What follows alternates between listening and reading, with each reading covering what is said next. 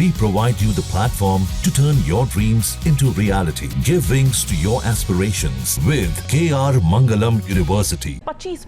25 minute में PoK से पाकिस्तान के भीतर तक आतंक के 9 ठिकानों पर मिसाइल्स ने एकदम प्रहार कर दिया।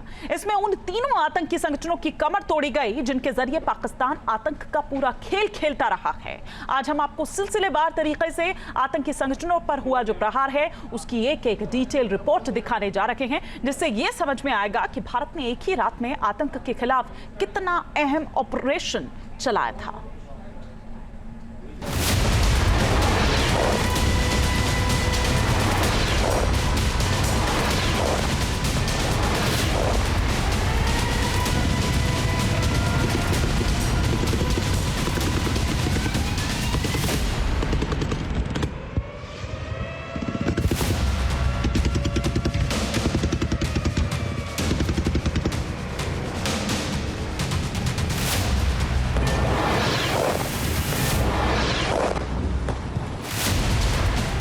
ऑपरेशन सिंदूर, पहलगाम हमले के इंतकाम वाला ये शब्द दुनिया भर की जुबान पर चढ़ गया,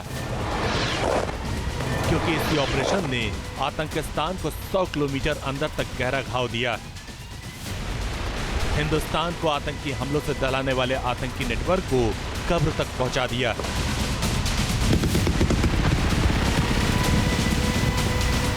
इंतकाम की आग में आतंक के आका हाफिज सईद का पूरा आतंकी नेटवर्क भस्म हो गया।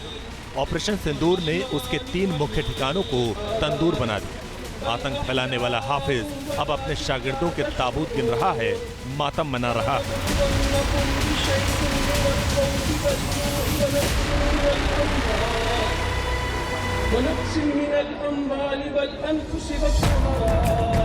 हाफिज सईद का हेडक्वार्टर मुदीर के कैंप लश्कर की ब्रेन वॉश फैक्ट्री थी। आतंकी हमले का प्लान यहीं बनता था। ये अंतर्राष्ट्रीय सीमा से महज 30 किलोमीटर दूर था। इसी तरह सवाई नल्ला और बरनाला ट्रेनिंग कैंप को तबाह किया गया। यहाँ हथियार चलाने और आईडी प्लांट करने की ट्रेनिंग दी जाती थी।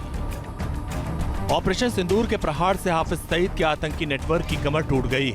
आतंकी हमले के साजिश रचने का पूरा खेल ही खत्म हो चुका। हाफिज सईद ने भारत में जितने भी आतंकी हमले कराए उसका कनेक्शन मुदीर के कैंप से जुड़ा हुआ था। 17 साल पहले 2008 में मुंबई भारत ने जो डोजियर तैयार किया उसमें लश्कर के हेडक्वार्टर का जिक्र था। पाकिस्तान ने आतंक के इस बड़े गढ़ को एक रणनीतिक इलाके में बना रखा था। भारत ने इस तरह के सीमा पार हमलों का जवाब देने और उन्हें रोकने तथा उनका प्रतिरोध करने के अपने अधिकार का प्रयोग किया है। ये कार्यवाही नपीतुली, नॉन एस्केलेटरी, आनुपातिक और जिम्मेदारीपूर्ण है।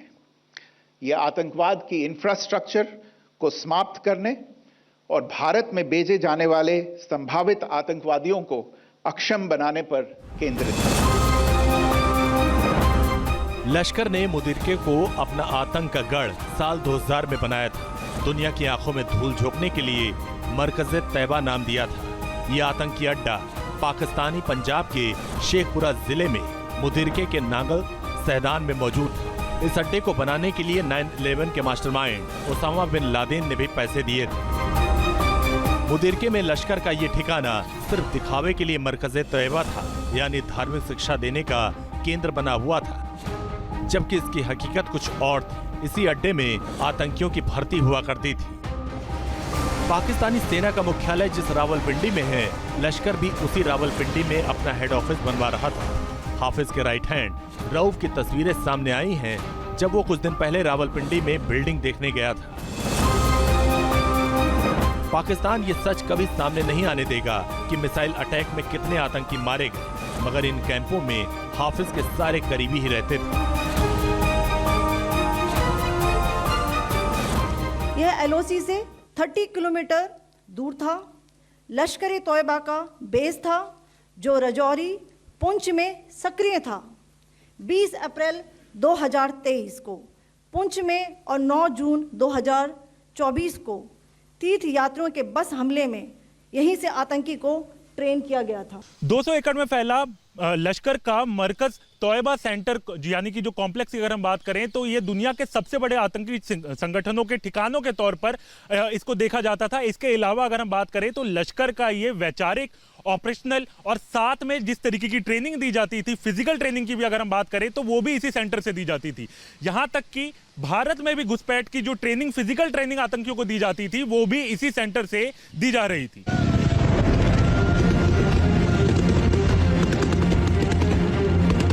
लेकिन आतंकी साजिश रचे जाने वाले इस टेरर सेंटर के अंदर भारत ने एरियल स्ट्राइक के जरिए विनाश लीला रच दी। मुदिरके के इसी बिल में घुसकर लश्कर के आकाओं ने पाकिस्तानी खुफिया एजेंसी ISI के साथ मिलकर भारत के खिलाफ मुंबई हमले जैसी न जाने कितनी घटनाओं को अंजाम देने का नापाक खाका तैयार किया होगा। मुंबई में 26/11 आतंकी हमले के सबसे बड़े आरोपी अजमल कसाब को इंटेलिजेंस ट्रेनिंग दी गई थी। आतंकी जकी उर रहमान लखवी के निर्देश पर 26/11 के दूसरे बड़े आरोपी, जिसमें डेविड कोलमैन हेडली और आतंकी तहबूर राणा शामिल हैं, उनको भी इस कॉम्प्लेक्स में देखा गया था। अब हाफिज सईद का नेटवर्क पूरी तरह बिखर चुका है। उसके करीबी मारे जा चुके हैं। मौत बांटने वाला, आतंक फैलाने वाला हाफिज सईद ये अच्छी तरह जान चुका है कि अब सिर्फ डोजियर नहीं, डायरेक्ट एक्शन हुआ जिसे पाकिस्तान सदियों तक याद रखेगा। Team news nation. News nation अब व्हाट्सएप पर खबरों की ताजा अपडेट के लिए न्यूज़ नेशन के इस QR कोड को स्कैन करें।